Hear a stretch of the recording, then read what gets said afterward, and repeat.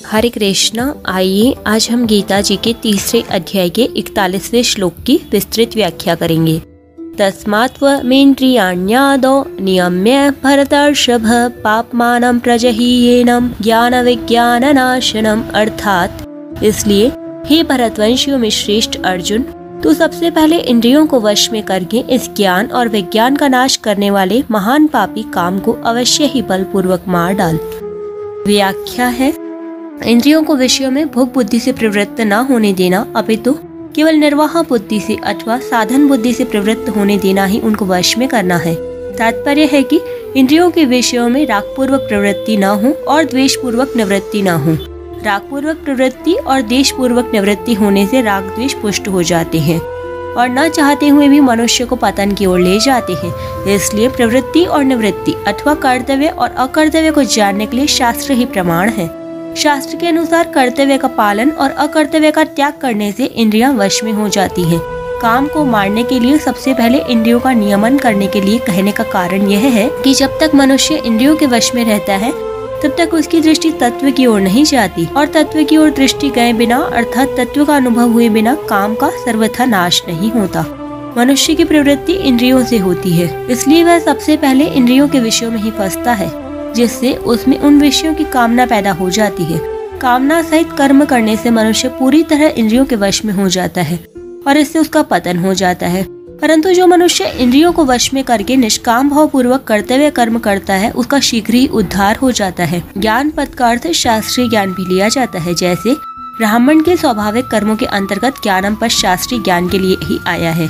परंतु यहाँ प्रसंग के अनुसार ज्ञान का अर्थ विवेक, कर्तव्य अकर्तव्य को अलग अलग जानना लेना ही उचित प्रतीत होता है। विज्ञान पद अर्थ विशेष ज्ञान अर्थात तत्व ज्ञान है। विवेक और तत्व ज्ञान दोनों ही स्वतः सिद्ध है। तत्व ज्ञान का अनुभव तो सबको नहीं है, पर विवेक का अनुभव सभी को है। मनुष्य में यह विवेक विशेष रूप से है। अर्जुन के प्रश्न, मनुष्य न चाहता हुआ भी पाप क्यों करता है, न्याय अनिच्छन्नपि पद से भी यही सिद्ध होता है कि मनुष्य में विवेक है और इस विवेक से ही वह पाप और पुण्य दोनों को जानता है और पाप नहीं करना चाहता। पाप न करने की इच्छा विवेक के बिना नहीं होती, परंतु यह काम उस विवेक को ढक देता है और उसको जागृत नहीं होने देता। विवेक जागृत होने से मनुष्य भविष्य पर अर्थात परिणाम पर दृष्टि रखकर ही सब कार्य करता है, परंतु कामना से विवेक ढक जाने के कारण परिणाम की ओर दृष्टि ही नहीं जाती। परिणाम की तरफ दृष्टि न जाने से ही वह पाप करता है। इस प्रकार जिसका अनुभव सबको है, उस विवेक को भी जब यह काम जागृत नहीं होने देता, तब जिसका अनुभव सबको नहीं है, उस तत्व ज्ञान को तो जागृत होने ही कैसे देगा। इसलिए यहाँ काम को ज्ञान, विवेक और विज्ञान दोनों का नाश करने वाला बताया गया है।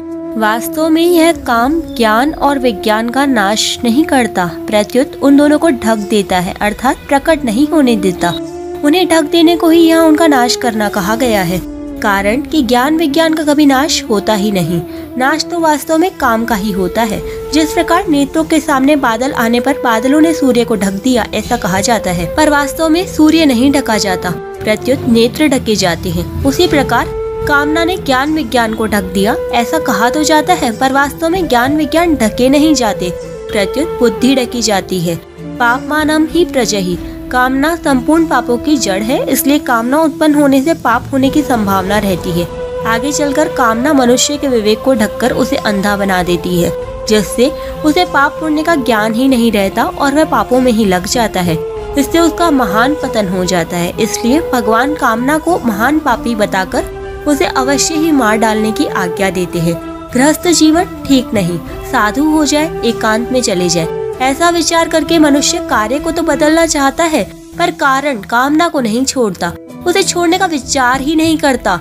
यदि वह कामना को छोड़ दे तो उसके सब काम अपने आप ठीक हो जाए। जब मनुष्य जीने की कामना तथा अन्य कामना को रखते हुए मरता है, तब वे कामनाएं उसके अगले जन्म का कारण बन जाती हैं। तात्पर्य यह है कि जब तक मनुष्य में कामना रहती है, तब तक वह जन्म मरण रूप बंधन में पड़ा रहता है।